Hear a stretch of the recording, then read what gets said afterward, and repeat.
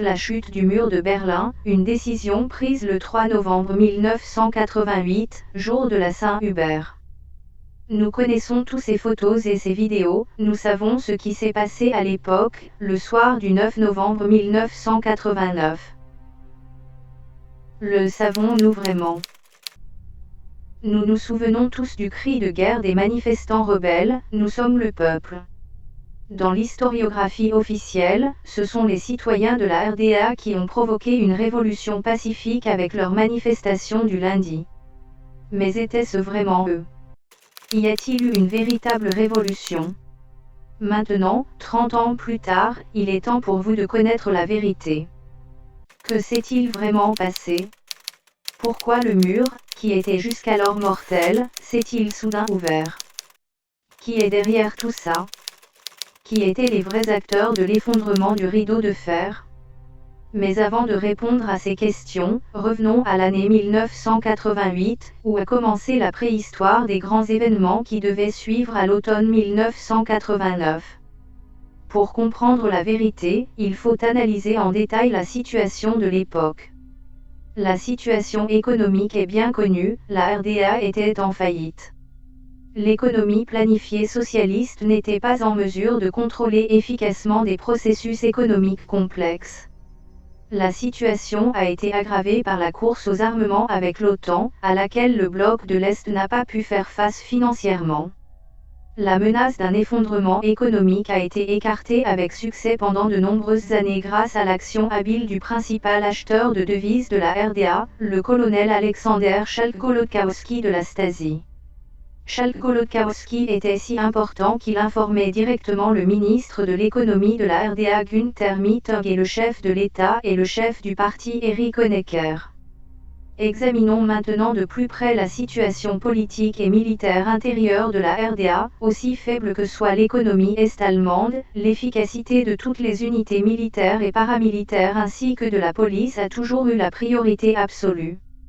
Jusqu'à la dernière minute de son existence, la machine de la RDA disposait de structures puissantes et très efficaces pour étouffer toute résistance politique dans l'œuf. Outre l'armée populaire nationale pour la sécurité extérieure, il s'agissait surtout de la police, composée d'environ 80 000 hommes, et des troupes de combat de la classe ouvrière paramilitaire pour réprimer d'éventuels soulèvements et arrêter les groupes d'opposition. Les groupes de combat avaient une force d'environ 150 000 hommes et auraient pu arrêter immédiatement toute manifestation à n'importe quel endroit de la RDA. Il est bien connu que les dirigeants de la RDA n'ont pas craint la violence. Par exemple, au moins 140 personnes ont été abattues au mur simplement parce qu'elles voulaient quitter le pays. Dans ces cas, il n'y avait pas d'opposition ou de menace pour l'État. Pourquoi alors les milliers de soldats de l'Armée populaire nationale, NVA, les troupes de combat et la police sont-ils restés dans leurs casernes à l'automne 1989 alors que la survie du système était vraiment en jeu? La réponse à cette question a été trouvée dans les informations d'un document secret, qui était disponible en août 2016 pendant quelques semaines seulement sur un site polonais. Cependant, plus aucune trace de son auteur, qui pourrait être un employé du gouvernement allemand, ni de la source du document, qui était indiqué sous le nom d'un « journal intime d'un ancien politicien allemand célèbre ». Il s'agirait du journal intime de l'ex-membre du Politburo Schabowski qui a annoncé l'ouverture du mur le soir du 9 novembre 1989. Ce n'est pas une coïncidence, comme nous le savons maintenant. Après la mort de Schabowski en 2015, il se trouverait alors que divers documents et fichiers personnels du politicien ont été perdus. Ils ne sont pas réapparus depuis, mais il est probable que les textes ainsi que des photocopies noir et blanc publiées en 2016 puis subitement disparues en seraient extraites. L'existence d'un tel journal est toujours niée par la chancellerie fédérale, même après demande.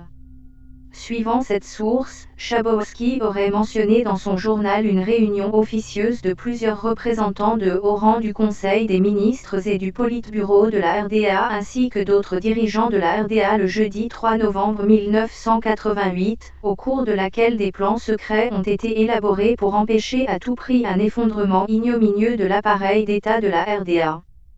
Parmi les participants les plus importants à cette rencontre, on compte, outre Schabowski, Egon Krenz, secrétaire général du CED, Gérard Scheuret, chef de la commission d'État pour la planification, Ernst Höfner, ministre des Finances, et même Eric Mielck, ministre de la Sécurité d'État, et Heinz Kessler, ministre de la Défense nationale. L'homme le plus important de l'État n'était pas présent, la seule explication possible à cela, que cette rencontre était cachée à Eric Honecker. Il était à la chasse à Rio-Burters, sa date la plus importante de l'année. Ce jour-là, il tua 8 sangliers, 3 cerfs et un cerf de la capitale, mais il ne put empêcher la chute de la RDA, secrètement planifiée. Le contenu de cette réunion secrète aurait pu être le suivant: le ministre des Finances et le chef de la commission de planification ont déclaré que la RDA est maintenant confrontée à une faillite financière définitive. Ce dernier pourrait être retardé de 12 mois au maximum. Le ministre de l'économie, pour sa part, se serait alors vu incapable d'agir pour tirer davantage profit des entreprises d'État en difficulté tant qu'il n'y avait pas d'argent à investir. Kessler et Mielck, responsables de la défense et de la sécurité de l'État, ont également déclaré qu'ils pouvaient laisser l'armée marcher, mais qu'ils ne pouvaient pas collecter de fonds. Dans cette situation presque désespérée, Schabowski avait un plan. Dans le document, on pouvait lire: avant de voir la RDA s'effondrer toute seule et de nous voir comme des ratés, laissons les autres le faire à notre place.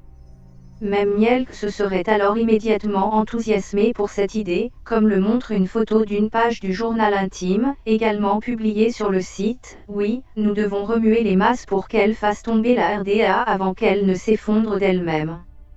Et ensuite les impérialistes de l'Ouest devraient s'occuper de tous les problèmes. Dans les mois qui ont suivi, un travail intensif a été effectué sur la mise en œuvre des plans secrets. Le ministère de la Sécurité d'État a joué un rôle particulier à cet égard. Ses employés ont réussi à faire sortir les citoyens de la RDA de la clandestinité, sans que le public ne s'en aperçoive. Le général de la Stasi de Leipzig, Wolfgang Umitsch, a connu un succès particulier à cet égard.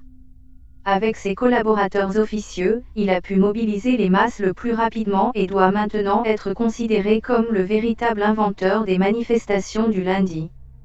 Pour ses services exceptionnels dans la prévention de la faillite de la RDA, il a reçu de son patron Eric Mielck l'Ordre du Mérite du ministère de la Sécurité d'État le 6 novembre 1989, quelques jours seulement avant l'ouverture de la frontière. La mission a été accomplie et le ministre Mielck a pu se retirer de son bureau gouvernemental le 7 novembre 1989 sans que personne ne remette en question son zèle révolutionnaire.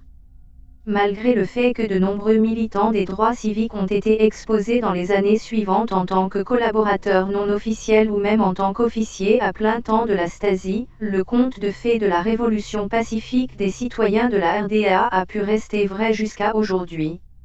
Nous pouvons en déduire maintenant que ce n'est que grâce à la prévoyance et à l'action conséquente d'un petit groupe de politiciens de haut rang de la RDA que l'annexion de la RDA à la République fédérale avec plusieurs milliards d'euros de paiement de transfert pour l'Est a été réalisée avec succès.